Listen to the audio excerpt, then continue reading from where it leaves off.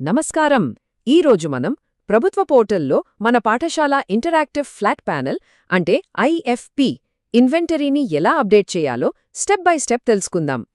ఇది చాలా ముఖ్యమైన ప్రక్రియ, కాబట్టి ప్రతి అడుగును చాలా క్లియర్గా అర్థం చేసుకుందాం. అసలు పాయింట్ ఏంటంటే ఈ ఐఎఫ్పి డేటాను పోర్టల్లో కరెక్ట్గా అప్డేట్ చేయడం ఎలా? చాలామందికొచ్చే డౌట్ ఇదే. కానీ కంగారు పడకండి, ఈ వివరణ పూర్తయ్యేసరికి అందరికీ ఫుల్ క్లారిటీ వచ్చేస్తుంది. సరే, మరి మొదలు పెడదామా? అయితే ఫస్ట్ స్టెప్ ఏంటి? పోర్టల్లోకి లాగిన్ అవ్వడం. మన స్కూల్ డిజిటల్ ఇన్వెంటరీని అప్డేట్ చేసే ప్రాసెస్లో ఇదే మనం మొదటి అడుగన్నమాట. ఇక్కడ చూడండి, ఇది చాలా సింపుల్. యూజర్ ఐడి దగ్గర మన స్కూల్ డైస్ కోడ్ ఎంటర్ చేయాలి. మరి పాస్వర్డ్ డీఫాల్ట్గా 123456 అని ఉంటుంది. ఈ డీటెయిల్స్తో లాగిన్ అయిపోవడమే. ఓకే, లాగిన్ అయిపోయాం కదా. లోపలికి వెళ్ళగానే మన స్కూల్కి సంబంధించిన డీటెయిల్స్ మాత్రమే కనిపిస్తాయి. సో ఇప్పుడు మనం ఆ వివరాలను ఓపెన్ చేసి కావాల్సిన మార్పులు చేయబోతున్నాం. సరే, డీటెయిల్స్ ఓపెన్ అయ్యాయి. మరి ఎడిట్ చేయడమెలా? సింపుల్. అక్కడ కనిపించే ఎడిట్ బటన్ నొక్కాలి. అది క్లిక్ చేయగానే స్కూల్ వివరాలన్నీ ఎడిట్ చేయడానికి రెడీగా ఉంటాయి. ఓకే, ఇప్పుడు అసలు విషయంలోకి వచ్చేద్దాం. మన స్కూల్కి ఎన్ని ఐఎఫ్పీలు వచ్చాయో వాటన్నింటినీ కరెక్ట్గా లెక్కవేసి ఎంటర్ చేయడం. ఈ ప్రాసెస్లో ఇదే అత్యంత ముఖ్యమైన భాగం. సరే, దీన్ని ఇంకా ఈజీగా అర్థం చేసుకోవడానికి ఓ రియల్ ఎగ్జాంపుల్ చూద్దాం. బుగ్గిరాల మండలంలోని పెదపాలెం హైస్కూల్. వీళ్ళకి మొత్తం 8 ఐఎఫ్పీలొచ్చాయి. ఇప్పుడు ఈ 8 యూనిట్ల లెక్కను పోర్టల్లో ఎలా ఎంటర్ చేయాలో చూసేద్దాం. సరే, లిస్ట్ ఓపెన్ అవ్వగానే మనం చేయాల్సిన మొదటి పనేంటంటే క్లాస్ రూమ్స్లో ఎన్ని ఐఎఫ్పీలు ఇన్స్టాల్ చేశారో ఆ నంబర్ వేయాలి.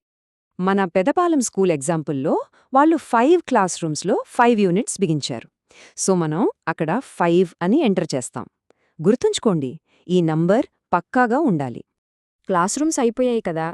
తర్వాత హెడ్ మాస్టర్ గారి రూంలో ఏమైనా ఐఎఫ్పీలు ఇన్స్టాల్ చేసి ఉంటే ఆ లెక్క కూడా ఇక్కడ వెయ్యాలి. ఒకవేళ ఏమీ పెట్టకపోతే సింపుల్గా 0 అని పెడితే సరిపోతుంది. మన ఎగ్జాంపుల్లో హెచ్ఎం గారి రూంలో 1 యూనిట్ పెట్టారు. సో ఆ నంబర్ను ఇక్కడ ఎంటర్ చేస్తాం. ఇప్పటికీ క్లాస్ రూమ్స్వి 5, హెచ్ఎం రూమ్ది 1, మొత్తం 6 యూనిట్ల లెక్క పూర్తయింది. ఓకే, కొన్నిసార్లు మన స్కూల్కి వచ్చిన వాటిలో కొన్నింటిని వేరే స్కూల్స్కి పంపించాల్సి వస్తుంది కదా. అలా ఏమైనా ట్రాన్స్ఫర్ చేసి ఉంటే ఆ డీటెయిల్స్ని ఎలా కరెక్ట్గా రికార్డ్ చేయాలో ఇప్పుడు చూద్దాం. ఇక్కడ 3 స్టెప్స్ ఉంటాయండి, అస్సలు మిస్ అవ్వద్దు. ఫస్ట్, ఎన్ని యూనిట్లు ట్రాన్స్ఫర్ చేశారో ఆ నంబర్ వేయాలి. సెకండ్, ఏ స్కూల్కిచ్చారో వాళ్ళ డైస్ కోడ్ ఎంటర్ చేయాలి. ఇక మూడోది చాలా ఇంపార్టెంట్, వాళ్ళు తీసుకున్నట్టు ఇచ్చిన ఎక్నాలెడ్జ్మెంట్ కాపీని ఖచ్చితంగా అప్లోడ్ చేయాలి. ఒకవేళ మీ స్కూల్ నుంచి ఎలాంటి ట్రాన్స్ఫర్స్ జరగలేదనుకోండి, అప్పుడు టెన్షన్ పడాల్సిన పని లేదు. సింపుల్గా 0 అని ఎంటర్ చేస్తే చాలు. అప్పుడు ఎలాంటి డాక్యుమెంట్స్ అప్లోడ్ చేయాల్సిన అవసరం ఉండదు. అన్నీ ఎంటర్ చేసేశాం. ఇక మనం ఫైనల్ స్టేజ్కొచ్చేశాం. ఇదే చాలా కీలకం.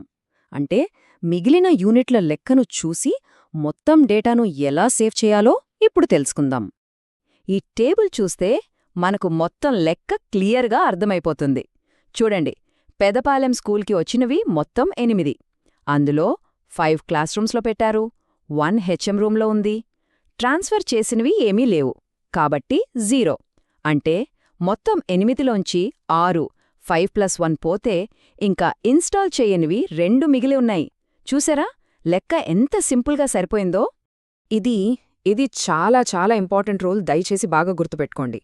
మీ లెక్క అంటే ఇన్స్టాల్ చేసినవి, ట్రాన్స్ఫర్ చేసినవి, ఇంకా మిగిలిపోయినవి ఇవన్నీ కలిపితే మీకు మొత్తం ఎన్ని యూనిట్లొచ్చాయో ఆ నంబర్తో కరెక్ట్గా మ్యాచ్ అవ్వాలి. ఒక్కటి తేడా వచ్చినా సరే సిస్టమ్ మీ ఎంట్రీని యాక్సెప్ట్ చెయ్యదు. సో సేవ్ చేసే ముందు అన్నీ 1కి 2 సార్లు చెక్ చేసుకోవటం అస్సలు మర్చిపోదు. అన్ని డీటెయిల్స్ కరెక్ట్గా ఎంటర్ చేశామని కన్ఫర్మ్ చేసుకున్నాక ఫైనల్గా ఆ సేవ్ బటన్ క్లిక్ చేయడమే. అంతే, మీ స్కూల్ డేటా విజయవంతంగా పోర్టల్లో సేవ్ అయిపోతుంది.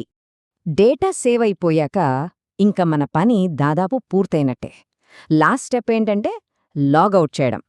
లాగౌట్ అవడంతోనే ఈ ప్రాసెస్ మొత్తం కంప్లీట్ అవుతుంది. మీ డేటా సురక్షితంగా సబ్మిట్ అవుతుంది.